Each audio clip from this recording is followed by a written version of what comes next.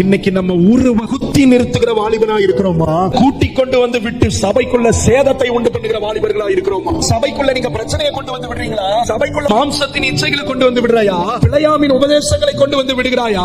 இல்ல கர்த்தருக்காக எழும்பி அந்த அசுத்த கிரியைகளை உருவ குத்துகிறாயா? சபையே, சபை என்னும் போது தேவ சபையை மட்டும் நினைக்காதீங்க, நம்ம குடும்பமாகிய சபையும் கொஞ்சம் நினைவு கூறுங்க. கர்த்தருடைய ஆவியானவர் தெளிவாக பேசிக் கொண்டிருக்கிறார். ஒரு சில வீடுகளுக்குள்ள இன்னும் டிவியில உலகத்துக்குள்ள இருக்கிற அம்மோனிய ஸ்திரீகள் உலகத்துக்காரிகளை இன்னும் வீட்டுக்குள்ள கொண்டு வந்து விட்டு கொண்டு இருக்கிறீங்க. கொஞ்ச நேரம் தாண்டி டிவி பாக்குறேன், உனக்கு என்னடி கெட்டது கேடு, நான் இப்பதானே வந்து ஒரு படம் பாக்குறேன், ஒரு பாட்டு பாக்குறேன், ஒரு கிரிக்கெட் பாக்குறேன்னு சொல்லி உட்கார்ந்து கொண்டிருக்கிற ஆண் மக்களுக்கு சொல்றேன், நீங்க சாதாரண ஒரு காரியத்தை உங்கள் வீட்டுக்குள்ள கொண்டு வந்து விடல.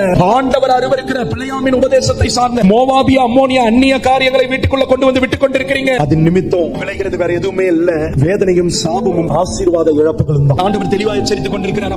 சும்மா இருக்கிறீங்க, நிறைய நேரம் இருக்குது, உட்கார்ந்து சீரியல் பாக்குறீங்களா? வேணாம். சினிமா பாக்குறீங்களா? வேணாம். பக்கத்து வீட்டுல உட்கார்ந்து ஊர்க்கதை பேசுறீங்களா? வேணாம். வீட்டுக்குள்ள உட்கார்ந்து கலகம் மூட்டி கொண்டிருக்கிறீங்களா? வேணாம். கர்த்தருடைய வார்த்தையை பேசுங்க. கர்த்தருடைய இருபுறமும் கற்குள்ள பட்டயமாகிய வசனத்தை பிடிங்க. உங்க ஜெபம் என்கிற ஈட்டியை உயர்த்தி பிடிங்க, கருக்காக்குங்க.